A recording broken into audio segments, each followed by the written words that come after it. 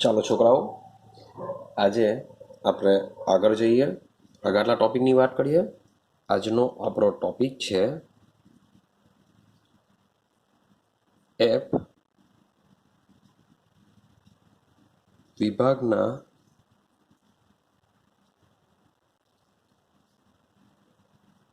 તત્વોની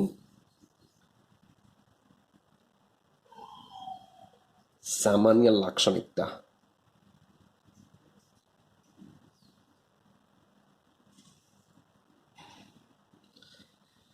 એફ વિભાગના તત્વોની સામાન્ય લાક્ષણિકતા મીન્સ કે એના ભૌતિક ગુણધર્મ છે, એના રાસાયણિક ગુણધર્મ છે, એને આપણે હવે સમજીશું. ચાલો, તો શરૂઆત કરીએ સૌથી પહેલા એના ભૌતિક ગુણધર્મ વિશે. તો સમજતા જજો. તો એફ વિભાગના તત્વોને આપણે બે ભાગમાં વહેંચેલા છે, એક છે લેન્થેનાઇડ, એક છે એક્ટિનાઇડ. આપણે સમજીએ છીએ લેન્થેનાઇડ વિશે. એક્ટિનાઇડ વિશે આપણે પછી સમજીશું. તો વાત કરીએ લેન્થેનાઇડ. તો જે બધા જ લેન્થેનોઇડ છે, એ બધા જ લેન્થેનોઇડ ચાંદી જેવી સફેદ ધાતુ છે. બધા કેવા છે? ચાંદી જેવી સફેદ ધાતુ છે અને સાથે સાથે નરમ છે. ચાંદી જેવી સફેદ નરમ ધાતુઓ. તો પહેલો પોઈન્ટ છે કે જે બધા જ લેન્થેનોઇડ છે ચાંદી જેવી સફેદ અને નરમ ધાતુઓ છે અને હવામાં ઝડપથી નિસ્તેજ બને છે. હવે નિસ્તેજનો મતલબ એવો થાય કે આ જે ધાતુઓ છે, ધાતુઓની પ્રતિક્રિયાત્મકતા કેવી હશે? વધારે હોવી જોઈએ.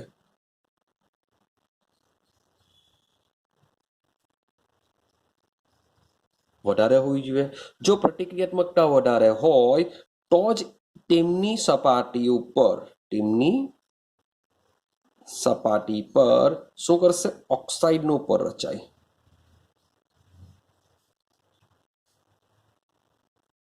ને ઓક્સાઇડનું પર રચાય તો જ એ કેવી બની જશે? નિસ્તેજ બની જશે. કારણ કે લખેલું છે હવામાં ઝડપથી નિસ્તેજ બનશે. કારણ કે હવામાં રહેલો જે ઓક્સિજન છે એ ધાતુ સાથે પ્રક્રિયા કરીને એની સપાટી ઉપર ઓક્સાઇડનું પર રચે. જો ઓક્સાઇડનું પર રચાઈ જાય તો એ કેવી બની જશે? નિસ્તેજ બનશે. ક્લિયર છે? પહેલો પોઈન્ટ યાદ રાખીશું આપણે. ચલો આગળના પોઈન્ટની વાત કરીએ. હવે પરમાણ્વીય ક્રમાંક. તો પરમાણ્વીય ક્રમાંક વધવાની સાથે મીન્સ કે એરો બતાવેલો છે એટલે માની સમજી લેજો કે આ વધે છે. તો પરમાણ્વીય ક્રમાંક વધવાની સાથે કઠિનતા વધે. પરમાણુ ક્રમાંક જેમ જેમ વધતો જશે તેમ તેમ કઠિનતા વધે. મીન્સ કે ડાબી બાજુથી જમણી તરફ જશું તેમ તેમ બાહ્યતમ કક્ષાના ઇલેક્ટ્રોનનું કેન્દ્ર પ્રત્યે આકર્ષણ વધતું જશે. ઇલેક્ટ્રોન અંદરની તરફ ખેંચાય. કદ થોડુંક નાનું બને છે માટે એની કઠિનતા બી કેવી થશે? વધશે. માટે પરમાણ્વીય ક્રમાંક વધવાની સાથે કઠિનતા વધે છે. ચાલો, ક્લિયર છે? હવે આપણે વાત કરીએ સમેરિયમ. એસએમ ની વાત કરીએ તો સમેરિયમ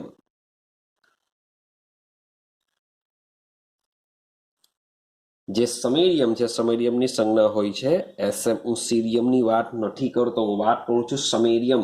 તો સમેરિયમ જે છે એ સ્ટીલ જેવી કઠિન છે.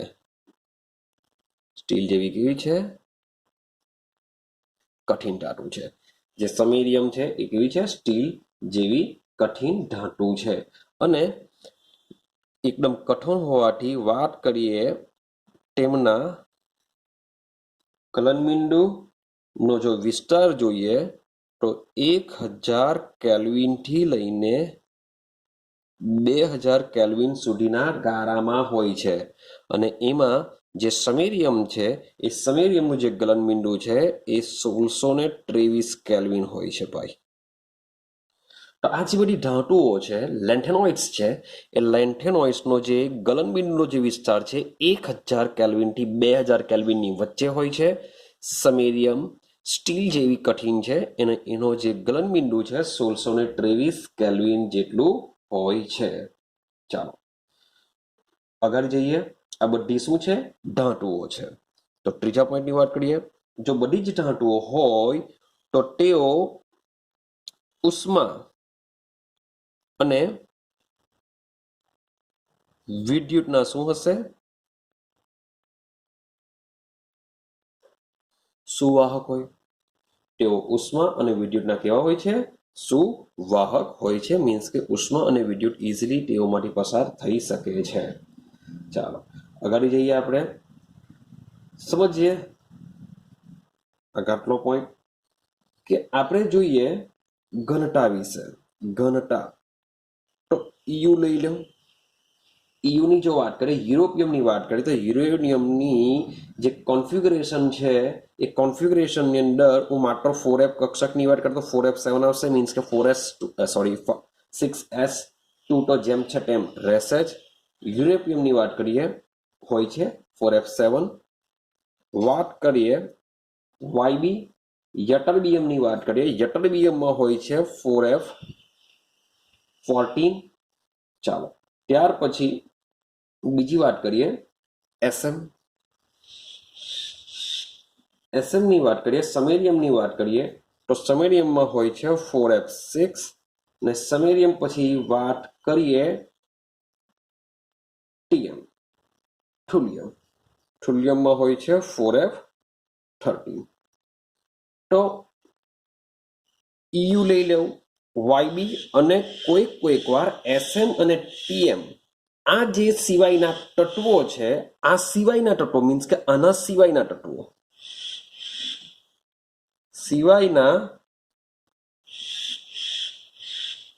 તત્વો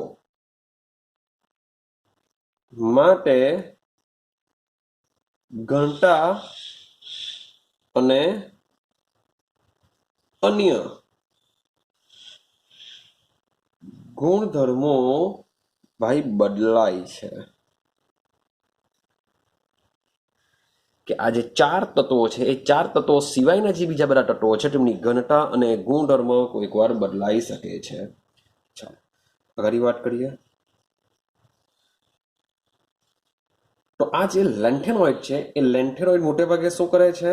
બ્લસ્ટરી ઓક્સિડેશન અવસ્થા ધરાવે છે.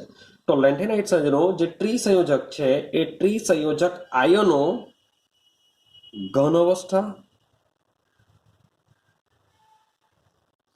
અને જલીય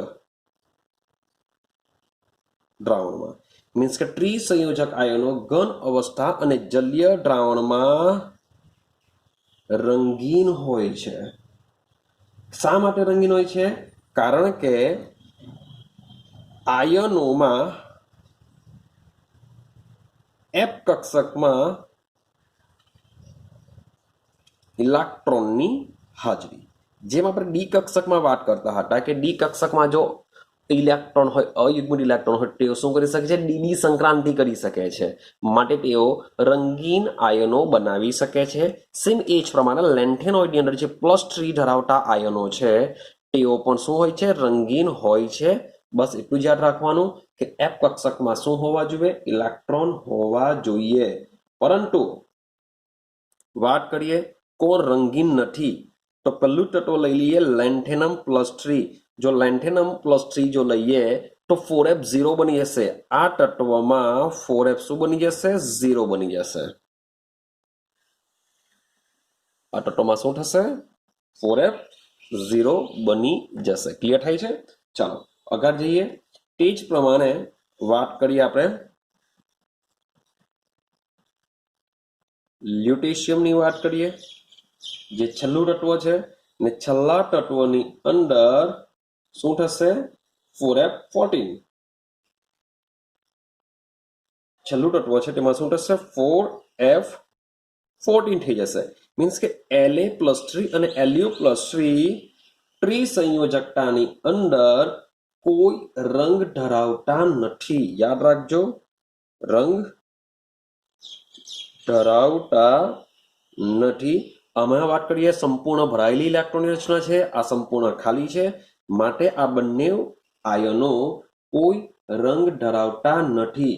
પરંતુ બાકીના જે આયનો છે, બાકીના બધા જ આયનો રંગ ધરાવે છે. એનું એક જ રીઝન છે, આપણે ડી કક્ષકમાં જોઈને આવેલા કે ભૂમિ અવસ્થામાં એફ કક્ષકમાં જે ઇલેક્ટ્રોન છે એ ઉર્જા મેળવશે, ઉત્તેજિત થશે, ઉત્તેજિત થઈને ફરીથી પાછી જેટલી બી ઉર્જા શોષેલી હશે એ પાછી અવશોષિત કરીને ભૂમિ અવસ્થામાં ચાલી જશે. તો જે આ અવશોષિત ઉર્જા છે એ ચોક્કસ પ્રકારના પ્રકાશની તરંગ લંબાઈ ધરાવતું હોય છે, જે દ્રશ્યમાન વિસ્તારની હોય છે, જેને લીધે આપણે રંગ દેખાતો હોય છે. હવે F0 ની વાત કરીએ તો F0 પ્રકારના કોણ છે? તો ભાઈ La+3 છે, Ce+4 છે. Cerium+4 મીન્સ કે આ બધાની જ વાત કરીએ. La+3 એ પણ શું છે?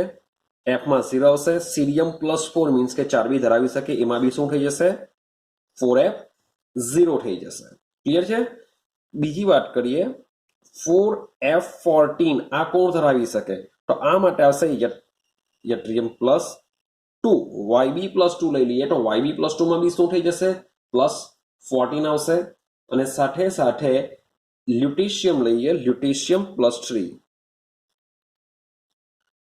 તો આ જે બે તત્વો છે Yb+2 અને Lu+3 કે જે શું કરશે? 4F14 ઇલેક્ટ્રોનની રચના ધરાવશે અને સાથે સાથે La+3 અને Ce+4 શું કરશે? 4F0 ઇલેક્ટ્રોનિક કોન્ફિગ્યુરેશન ધરાવશે. મીન્સ કે આમાં બધા સંપૂર્ણ યુગ્મિત ઇલેક્ટ્રોન આવેલા છે. અને આની વાત કરીએ તો આમાં કોઈ પણ ઇલેક્ટ્રોન હોતા નથી. તો માત્ર આ 4 આયનો, યાદ રાખજો 4 આયનો, આ 4 આયનો સિવાયના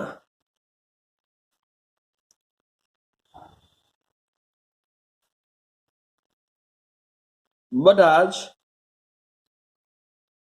આયનો, બધા જ લેન્થેનોઇડ આયનો અનુચુંબકીય, શબ્દ બોલું છું, અનુચુંબકીય હોય છે. બધા જ કેવા હોય છે? અનુચુંબકીય. જે તમને ગુજકેટ જેડબલની નીટ લેવલ પર બી આવા ક્વેશ્ચન નીકળી શકે કે નીચેનામાંથી કયો અનુચુંબકીય છે, કયો પ્રતિચુંબકીય છે, F વિભાગના તત્વો આપી શકે. તો યાદ રાખવાનું છે કે જેમાં 4F0 હશે, જેમાં 4F14 હશે, તેઓમાં F કક્ષકમાં ક્યાં તો બધા જ યુગ્મિત હશે અથવા તો હશે જ નહીં. તે લોકો અનુચુંબકીય હોય, અનુચુંબકીય હોતા નથી અથવા તો પ્રતિચુંબકીય હોય છે. પરંતુ જે આ 4 તત્વો સિવાયના કોઈ પણ તત્વ લઈ લેવ કે જેમાં તમને અયુગ્મિત ઇલેક્ટ્રોન એકટો મળશે જ, માટે તેઓ બધા કેવા હોય છે? અનુચુંબકીય હોય છે. અને બીજો એક પોઈન્ટ તમારે યાદ રાખવાનો છે, નિયોડિયમ. F વિભાગના લેન્થેનોઇડની અંદર તમારે યાદ રાખવાનું છે નિયોડિયમ, નિયોડિમિયમ, નિયોડિમિયમ. તો નિયોડિમિયમની વાત કરીએ તો નિયોડિયમ, એકચ્યુઅલી નિયોડિયમ આવશે, નિયોડિયમ. તો જે નિયોડિયમ છે એ નિયોડિયમ મહત્તમ,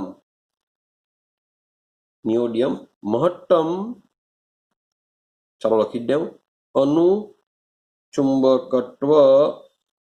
ધરાવે છે. યાદ રાખજો, આ ઇમ્પોર્ટન્ટ છે. એક પૂછી શકાય કે 4 તત્વ આપેલા હોય, તમને પૂછે કે નીચેનામાંથી કયું તત્વ સૌથી વધુ અનુચુંબકીય ગુણધર્મ ધરાવશે? તો એનો આન્સર આવશે નિયોડિયમ. ક્લિયર છે? ચાલો આગળ જઈએ. હવે થોડીક વાત કરીએ આયનીકરણ એન્થાલ્પી વિશે. તો નેક્સ્ટ ટોપિકની વાત કરીએ. ચાલો, લેન્થેનોઇડ્સની જે પ્રથમ આયનીકરણ એન્થાલ્પી છે, વાત કરીએ છીએ લેન્થેનોઇડની પ્રથમ આયનીકરણ એન્થાલ્પી. મીન્સ કે પ્રથમનો મતલબ એવો થશે કે 6s2 માં જે 2 ઇલેક્ટ્રોન છે એમાંથી એક ઇલેક્ટ્રોનને કરવા માટે લગભગ 600 કિલો જૂલ પ્રતિ મોલ. તો લેન્થેનોઇડની જે પ્રથમ આયનીકરણ એન્થાલ્પી છે લગભગ કેટલી છે? 600 કિલો જૂલ પ્રતિ મોલ જેટલી છે. અને વાત કરીએ દ્વિતીય આયનીકરણ એન્થાલ્પી લગભગ ડબલ થઈ જતી છે, 1200 કિલો જૂલ પ્રતિ મોલ જેટલી છે. હવે દ્વિતીય આયનીકરણ એન્થાલ્પીની કમ્પેરિઝન હું કેલ્શિયમ સાથે કરું, Ca+2, તો Ca+2 ઇઝ ઇક્વલ ટુ હું લઈ લઉં છું Ln+2. મીન્સ કે બધા જ લેન્થેનોઇડની જે આયનીકરણ એન્થાલ્પી લઈ લઈએ છીએ એ એપ્રોક્સિમેટલી કેટલી છે 1200 કિલો જૂલ પ્રતિ મોલ. એનો મતલબ એમ થાય કે લેન્થેનોઇડની જે દ્વિતીય આયનીકરણ એન્થાલ્પી જે છે એ કેલ્શિયમને સમતુલ્ય છે અથવા કેલ્શિયમને મળતી આવતી છે. તો માટે જ મેં લખેલું છે કે Ca+2 is equal to Ln+2. તો આ બંનેની જે આયનીકરણ એન્થાલ્પી છે એ કેવી છે સિમિલર છે. ક્લિયર છે. ચાલો ત્યાર પછી વાત કરીએ તૃતીય આયનીકરણ એન્થાલ્પી. વાત કરીએ હવે આપણે તૃતીય આયનીકરણ એન્થાલ્પી વિશે વાત કરીએ. હવે સમજો કે બે ઇલેક્ટ્રોન ઓલરેડી દૂર થઈ ગયેલા છે તો તૃતીય આયનીકરણ એન્થાલ્પીનું જે મૂલ્ય છે એ પહેલા અને બીજા કરતા તો 100% વધારે હોવાનું.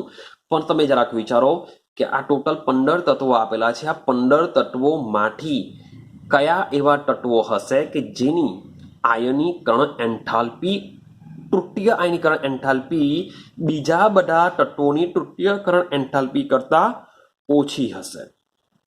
તો એવા તત્વોની ઓછી હોઈ શકે કે જે સંપૂર્ણ અથવા તો ઉમદા વાયુ જેવી ઇલેક્ટ્રોનની રચના પ્રાપ્ત કરતા હશે. એટલે કે ત્રીજો ઇલેક્ટ્રોન દૂર કરવાથી જો 4f0 ઇલેક્ટ્રોનિક કોન્ફિગરેશન પ્રાપ્ત થતી હોય, જો ત્રીજો ઇલેક્ટ્રોન દૂર કરવાથી 4f7 ઇલેક્ટ્રોનિક કોન્ફિગરેશન પ્રાપ્ત થતી હોય અને જો ત્રીજો ઇલેક્ટ્રોન ગુમાવવાથી 4f14 પ્રકારની જો ઇલેક્ટ્રોનિક કોન્ફિગરેશન બનતી હોય તો આવા તત્વોની જે તૃતીય આયનીકરણ એન્થાલ્પી છે એ અન્ય તત્વો કરતા કેવી હશે નીચી હશે. શબ્દ બોલું છું નીચી. કેમ નીચી હશે?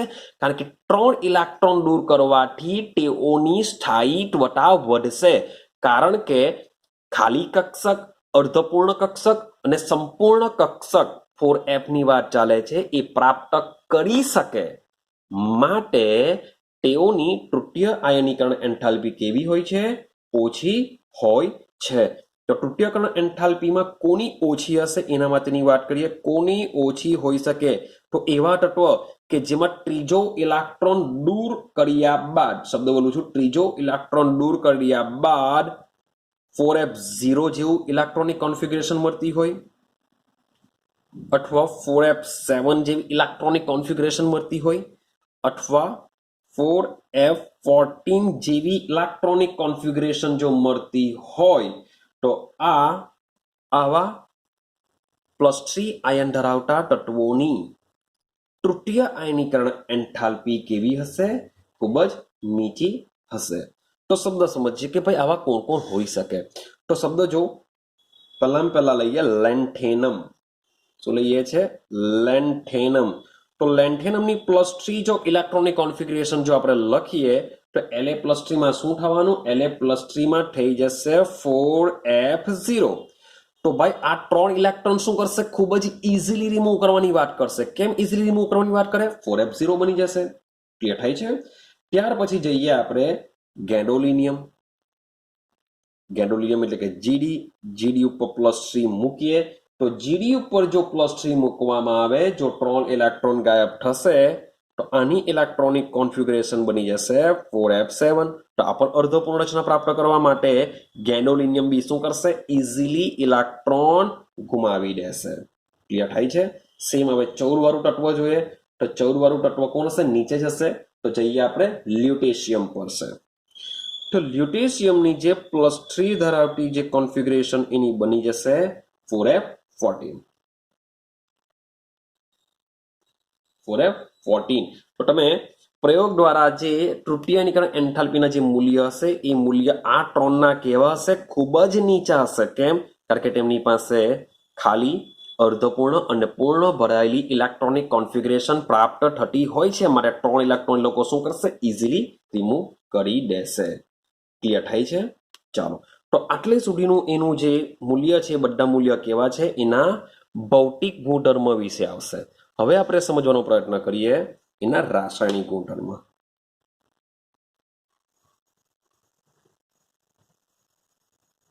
જે ઉપર જે સામાન્ય ગુણધર્મની વાત કરી એ બધા લેન્થેનોઇડના ભૌતિક ગુણધર્મ છે. હવે આપણે વાત કરીશું લેન્થેનોઇડના રાસાયણિક ગુણધર્મ વિશે.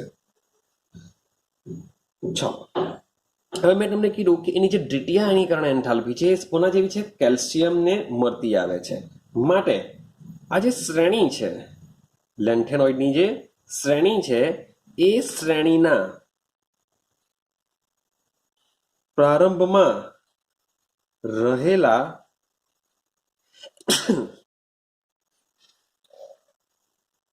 રહેલા જે સભ્યો છે એ સભ્યોની રાસાયણિક વર્તણૂક છે એ કેલ્શિયમની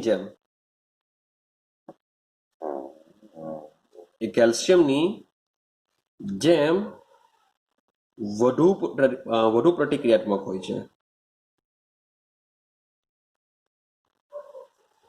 તો સમજો શ્રેણીના પ્રારંભના સભ્યો મીન્સ કે પ્રારંભના સભ્યોનું કદ કેવું હોય છે? મોટું હોય તો એ લોકો ઇઝીલી ઇલેક્ટ્રોન શું કરશે? રિમૂવ કરી શકે છે. માટે શ્રેણીના જે પ્રારંભના સભ્યો છે એ કેલ્શિયમની જેમ જ શું કરશે? ઇઝીલી ઇલેક્ટ્રોન ગુમાવી દેશે. માટેની પ્રતિક્રિયાત્મકતા બી કેલ્શિયમ જેવી હોય છે. પરંતુ શરૂઆતના કીધેલા છે મેં તો શ્રેણીના પ્રારંભના કીધેલા છે, પણ જેમ જેમ પરમાણુ ક્રમાંક વધતો જાય, શ્રેણીથી આપણે આગળ જઈએ, પરમાણુ ક્રમાંક જેમ જેમ વધતો જાય તેમ તેનું વર્તન એલ્યુમિનિયમ કોના જેવું થાય છે? એલ્યુમિનિયમની જેમ વર્તન કરે છે. કેમ? કારણ કે એલ્યુમિનિયમને જો હવામાં આપણે મુક્ત રાખીએ તો એલ્યુમિનિયમની સપાટી ઉપર ઓક્સાઇડનું પર રચાઈ જશે. માટે કેવી બની જતી હોય છે? નિષ્ક્રિય બની જતી હોય છે. માટે જ એને શરૂઆતથી મીન્સ કે પ્રતિક્રિયાત્મક હોય છે, પણ જેમ જેમ આપણે પાછળના ભાગ તરફ જશું શ્રેણીના, તેમ એની પ્રતિક્રિયાત્મકતા ઘટતી જાય છે. હવે કઈ રીતની રિએક્શન કરશે? તો આલોકોની અર્ધ પ્રક્રિયાની જો વાત કરીએ તો લેન્થેનોઇડની જે અર્ધ પ્રક્રિયા છે એ બધા માટે કોમન છે કે Ln+3 બાય 3 ઇલેક્ટ્રોન જો મેળવી લેશે તો એના માટે Ln માં એ લોકો રૂપાંતર પામશે. ક્લિયર છે? તો Ln+3 electron it gives Ln. માટે તો આ જે રિએક્શન છે, આ રિએક્શન માટે જે યુરોપિયમ છે, કોણ છે? યુરોપિયમ. તો યુરોપિયમની વાત કરીએ, યુરોપિયમમાં જો આપણે 3 ઇલેક્ટ્રોન જો કાઢી નાખીએ તો 3 ઇલેક્ટ્રોન કાઢીએ તો એની કોન્ફિગરેશન થઈ જશે 4f6. પહેલા તમને વાત કરું કે EU+3 ની વાત કરીએ. પહેલા શરૂઆત EU લખી દઉં. EU ની કોન્ફિગરેશન શું છે? તો EU ની કોન્ફિગરેશન છે 4f7 6s2. આ EU ની કોન્ફિગરેશન છે. હવે મારે એનું +3 વાળું જો સંયોજન લેવું તો શું થઈ શકે? તો EU+3 ની વાત કરીએ તો 2 ઇલેક્ટ્રોન અમારી જશે, 1 ઇલેક્ટ્રોન અમારી જશે, બની જશે 4f6. પણ ત્રીજો ઇલેક્ટ્રોન 4f7 માંથી દૂર થવાનો છે, એટલે કે અર્ધપૂર્ણ રચનામાંથી દૂર થશે, જે સ્થાયી છે તેમાંથી દૂર થશે. માટે ઉર્જા કેવી આપવી પડશે? વધારે આપવી પડશે. તો ભાઈ EU માટે જે E0 નું મીન્સ કે જે વિદ્યુત ધ્રુવ પોટેન્શિયલનું જે મૂલ્ય છે એ મૂલ્ય કેટલું હોય છે? -2.2 થી -2.4 વોલ્ટના ગાળામાં હોય છે. -2.2 થી -2.4 ના ગાળામાં હોય છે. EU માટે E0 નું મૂલ્ય વાત કરીએ. EU માટે E0 નું જે મૂલ્ય છે -2.0 હોય છે. સેમ કે પ્રયોગ દ્વારા સાબિત કર્યું છે કે EU માટે મૂલ્ય કેટલું હોય છે? -2.0 વોલ્ટ હોય છે. તો આ જે ખૂબ જ નાનો ફેરફાર છે. હવે સમજો કે આ કોની સાથે રિએક્શન કરી શકે એની વાત કરીએ. જ્યારે આ બધી ધાતુઓ છે, પહેલો પોઈન્ટ લઈ લઉં. ધાતુઓને હાઇડ્રોજન વાયુ સાથે વાત કરું છું, H2 વાયુ સાથે ધીમેથી ગરમ કરવામાં આવે.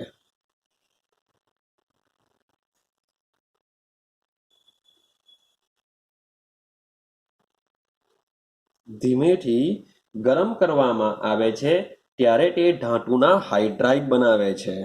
શું કરશે? ધાતુના હાઇડ્રાઇડ બનાવે છે. હવે સમજીએ કે ધાતુના હાઇડ્રાઇડ કયા પ્રકારના હોઈ શકે, કેવી રીતના સંયોજન બની શકે. તો ભાઈ Ln આપણે +3 લેશું, H આપણે -1 લેશું. તો આ બે વચ્ચે જો પ્રોસેસ થાય તો કયા પ્રકારના LnH3 પ્રકારના હાઇડ્રાઇડ સંયોજનો બધા જ લેન્થેનોઇડ બનાવી શકે છે. LnH3 પ્રકારના શું કરી શકે છે? હાઇડ્રાઇડ બનાવે છે. ચાલો, આ પહેલીની રિએક્શન થઈ, મીન્સ કે બધી જ લેન્થેનોઇડ હાઇડ્રોજન સાથે પ્રક્રિયા કરીને ધાતુના હાઇડ્રાઇડ બનાવી શકે છે. પહેલો પોઈન્ટ. હવે બીજા પોઈન્ટની વાત કરીએ તો આ જે બધી લેન્થેનોઇડ છે એ લેન્થેનોઇડ કાર્બન સાથે જ્યારે ગરમ કરવામાં આવે, હું ખાલી માત્ર રિએક્શન લખું, સમજજો કે બધી જ લેન્થેનોઇડને જ્યારે કાર્બન સાથે ગરમ કરવામાં આવે છે ત્યારે કાર્બાઇડ સંયોજનો બને છે. શું બનશે? કાર્બાઇડ સંયોજનો બને છે. યાદ રાખજો, બીજી રિએક્શન છે કે લેન્થેનોઇડને ખાલી રાસાયણિક પ્રતિક્રિયાત્મકતા પૂછાય તો આ બધી રિએક્શન તમારે લખવાની હોય છે. તો લેન્થેનોઇડને કાર્બન સાથે ગરમ કરવામાં આવશે ત્યારે શું બનશે? કાર્બાઇડ સંયોજન. તો આ કાર્બાઇડ સંયોજન કયા પ્રકારના હોય છે? તો હોય છે LnC2 પ્રકારના કાર્બાઇડ સંયોજનો બનાવે છે.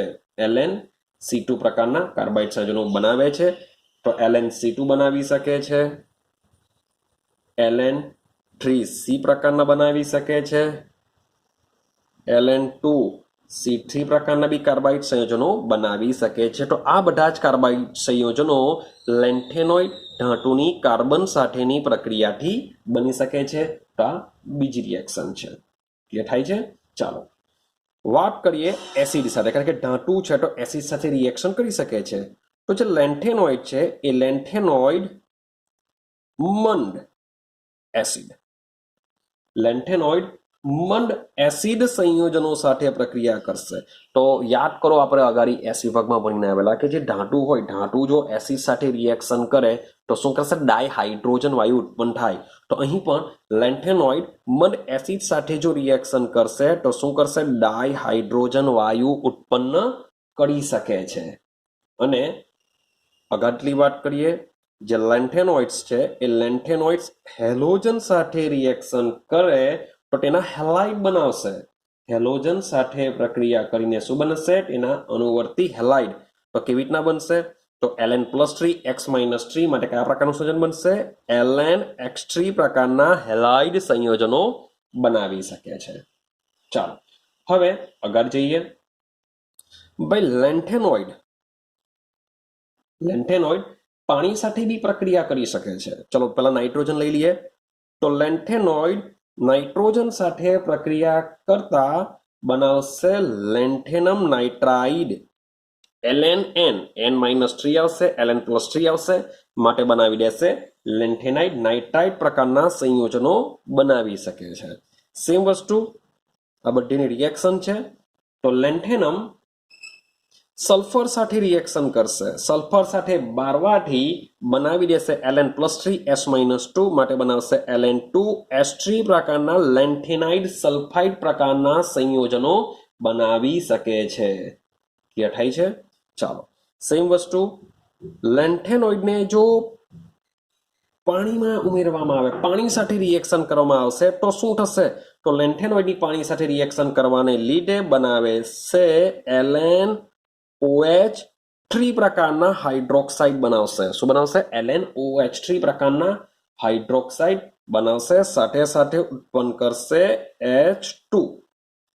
અને સેમ વસ્તુ કે લેન્થેનોઇડને જો હવામાં બાળવામાં આવે, મીન્સ કે O2 સાથે જો રિએક્શન કરવામાં આવશે તો બનશે લેન્થેનોઇડના ઓક્સાઇડ. કયા પ્રકારના? Ln+3O-2, માટે Ln2O3 પ્રકારના ઓક્સાઇડ સંયોજનો બનાવે છે. તો આ જેટલી બી રિએક્શન લખેલી છે બધી જ રિએક્શન શું છે? લેન્થેનોઇડની રાસાયણિક પ્રતિક્રિયાત્મકતા છે, મીન્સ કે લેન્થેનોઇડ આ બધા જ સાથે પ્રક્રિયા કરે છે. ક્લિયર છે? ચાલો, તો આ એની રાસાયણિક પ્રતિક્રિયાત્મકતા છે. મીન્સ કે જો તમને પૂછાય તો આટલી રિએક્શન તમારે બતાવવી પડશે. એક નાનો મોટો ચાર્ટ બી તમને આપેલો છે બુકમાં, સેમ આ જ વસ્તુ બતાવવા માંગે છે, જે તમને આઈડિયા આવી જશે. ચાલો હવે લાસ્ટ પોઈન્ટની વાત કરીએ. લેન્થેનોઇડની અંદર લેન્થેનોઇડના ઉપયોગો. કે જે લેન્થેનોઇડ ધાતુઓ છે એ લેન્થેનોઇડ ધાતુનો ઉપયોગ શું? તો લેન્થેનોઇડનો એક સારામાં સારો ઉપયોગ તમને આપેલો છે, એકદમ ઉત્તમ ઉપયોગ તમને આપેલો છે કે ઉત્તમ ઉપયોગ પટરા અને નળીઓની પાઇપની બનાવટ માટે બહુ ઉપયોગી છે. કે પટરા અને જે નળીઓ જે બનાવવામાં આવે છે, આ પટરા અને નળી કોઈ પણ એક ધાતુની હોતી નથી, એ હોય છે મિશ્ર ધાતુ. અને આ જે પટરા અને જે નળીઓ હોય છે એ શાના હોય છે? સ્ટેનલેસ સ્ટીલના હોય છે. એટલે કે સ્ટેનલેસ સ્ટીલ બી કેવી છે? મિશ્ર ધાતુ છે. તો આ પ્રકારના પટરા અને નળીઓ બનાવવા માટેની જે મિશ્ર ધાતુ છે એ મિશ્ર ધાતુના સ્ટીલના ઉત્પાદન માટે લેન્થેનોઇડનો ઉપયોગ થાય છે. ક્લિયર છે? એક સારામાં સારા પ્રકારનું એક મિશ્ર ધાતુ છે, એની વાત કરીએ, મોટે ભાગે પૂછાય છે. એક સારામાં સારા પ્રકારનું એક મિશ્ર ધાતુ છે, એ મિશ્ર ધાતુનું નામ છે મિસ ધાતુ. યાદ રાખજો, નામ છે આનું મિસ ધાતુ. ધાતુને તમારે મિસ કરવાનું છે. મિસ કરતાની એક્ઝામમાં જો આવે તો નામ છે મિસ ધાતુ. તો મિસ ધાતુ કેવી રીતના બનેલી છે એની જો વાત કરીએ તો મિસ ધાતુ હોય છે લેન્થેનોઇડ ધાતુ. જે લેન્થેનોઇડ ધાતુ છે એના એપ્રોક્સિમેટલી 95% હોય છે. એપ્રોક્સિમેટલી મીન્સ કે 94 બી હોઈ શકે, મે બી 96 બી હોઈ શકે. એપ્રોક્સિમેટલી 95% હોય છે. અને સાથે સાથે આમાં હોય છે બીજું આયન, એટલે કે લોખંડ. આ લોખંડ બી કેવી હોય છે? એપ્રોક્સિમેટલી 5% જેટલી હોય છે. અને સાથે સાથે